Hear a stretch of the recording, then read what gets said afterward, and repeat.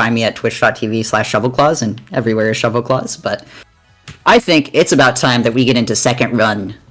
So, Second Run is a bonus mode that actually unlocks when you beat the game for the first time. You'll see in this final cutscene, our dog loves us because we gave him that big bone he's carrying around. That bone too goddamn big for his own body. But we actually have 40 seconds left on that timer. We have not broken the curse completely yet. And that's what Second Run is for.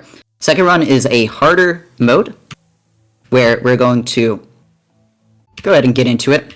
We start out with the broken sword, and suffice to say, this run is the bare minimum of what you need. You'll see at the end.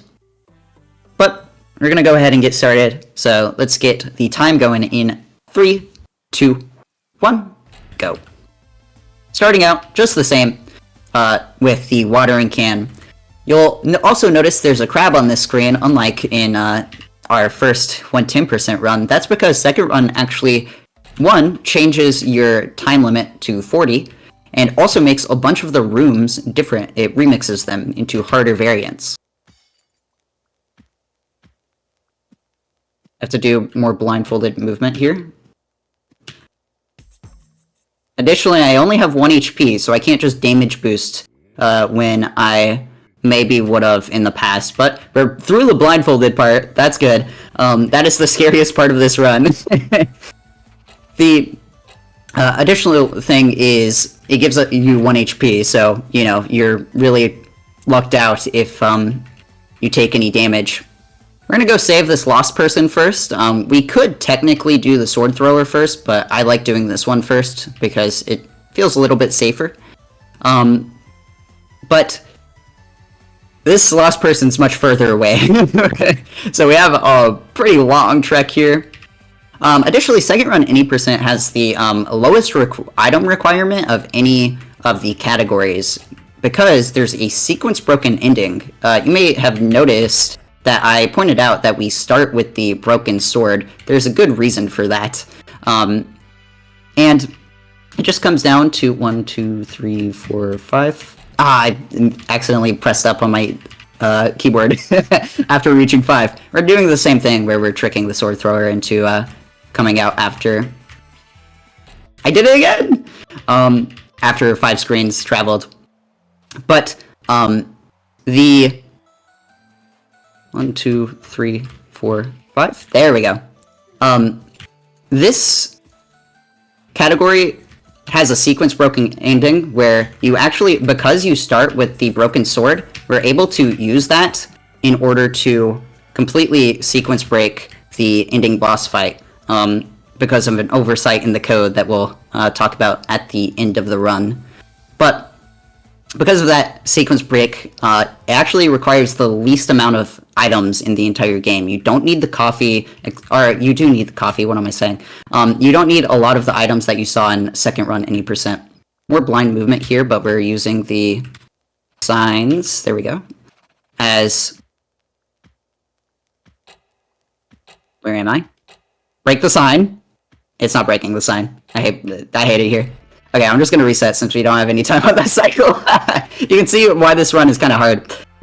But more blind movement there. That room gets remixed into a big maze, and we use the signs for some visual location gathering, but a bit hard to do it.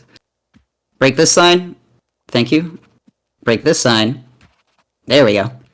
And then breaking this sign is impossible, apparently. Where am I? What? Where am I?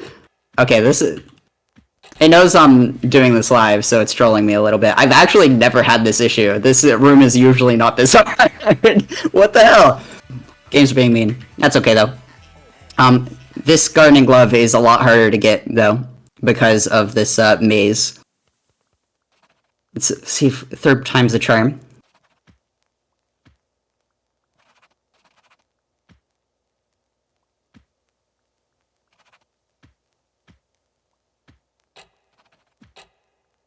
Yeah, I actually don't know where I am right now. Hold on, I'm gonna full die. Factories are bad, this is true. I'm gonna full die and see where my body is to see where I actually am. What? You can go down there? I didn't know that. So, little tech there, where your body will light up after you die, so you can see what's going wrong if you are having trouble with some of those blind moves. But even having done this category, like, at least 15 times fully in preparation for this incentive, I'm still learning new stuff, even live. I broke the sign. There we go, let's go! And then we're going to get out of this hell room, I guess, into the clearing once again, and now we're back on track a little bit. Alright. So, we're going to get the coffee here, and this is one of the 2 last upgrades that we'll actually get. After this, we're going to get the press pass, and then we're go mode, all the way over to the ending of the game, which is very nice. You need very little in order to actually beat this category.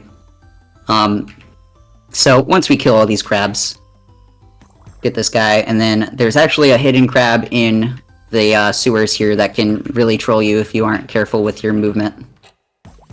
There we go. And grab a nice treat for our pains. And we're gonna go grab our press pass, which will be one of the final things we grab. And then after that, you can get prepared on time. It's gonna be a little bit still, but to kind of talk about some of that sequence break again, since we're coming up close on it, it's very simple, actually, in a kind of surprising way.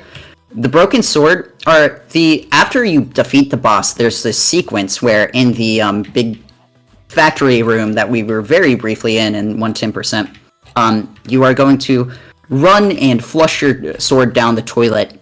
That toilet only checks that you have the broken sword. Since we start this category with the broken sword, we actually are able to completely bypass the rest of the game by just tossing our sword in the toilet. And this was actually an oversight by the devs. They didn't realize it. And then our people kind of discovered this immediately, and then in the speedrun mode patch for this game, they actually added it as a feature. So get ready on time, we're coming up to our bathroom break here. And time. So you'll see on this results screen, we're going to get shortcut. And that's a super cute detail. Very, very fun. This category is really simple to learn. It's very fun. And is like 3 minutes shorter than any %, so cuts out quite a lot. But I did have 45 deaths during my 110% run. And then I had 15 deaths here. I'm going to be donating $55. Feel free to join me. Is that 55? No, that is not 55. $60. I was trying to scam $5. My bad. But, well, if you want to join me in that, feel free to. I know that's a lot of money. 6 is also fine if you need to divide by 10. Thank you so much to Midwest Speedfest for having us, or having me run this game and having this game's community and spirit. There are a lot of great people who have run this game, and they all deserve some love. Go check out Rogue Link. He ran this game for GDQX back in 2018, and go check out the Frost Fatales run of this game. Also had second run any %, I believe, if I'm remembering correctly.